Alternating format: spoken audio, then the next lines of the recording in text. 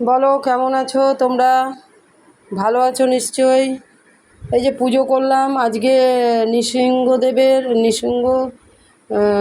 দেবের আজকে যে ইয়ে আছে এটা, নৃসিংহ চতুর্দশী বোধহয়। যাই হোক, তাই একটুখানি ফল টল দিয়ে পুজো দিলাম ঠাকুরকে। দর্শন করো, ভগবান দর্শন করো। এই দেখো, নৃসিংহদেব তো নেই, সেই রাধা গোবিন্দই আছে। রাধা গোবিন্দকে দিলেই সব ঠাকুর পাবে, ঠিক আছে? এই দেখো, আজকে আমার ছেলে ফুল এনে দিয়েছে বাজার থেকে।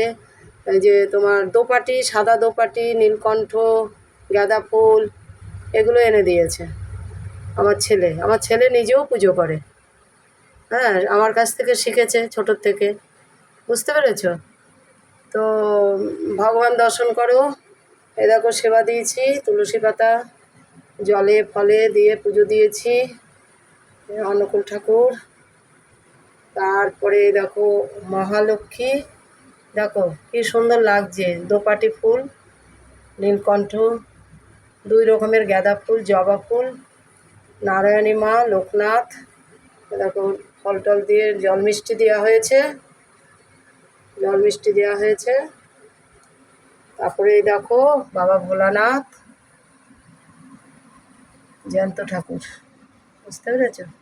মন প্রাণ দিয়ে ভালোবাসলে বাবা ঠাকুর নিশ্চয়ই সাড়া দেয়। মা আশীর্বাদ করে, সব বিপদ থেকে রক্ষা করে। ওনাকেও দিয়েছি, দেখো মাকে একটা জবা ফুল দিয়েছি, বেলপাতা দিয়ে, নীলকণ্ঠ। এই দেখো,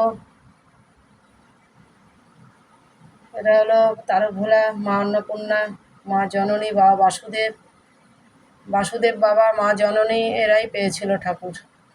তারপরে দেখো, এই দেখো বাবা ভোলানাথ, শিবলিঙ্গ আর কি, শিবলিঙ্গ।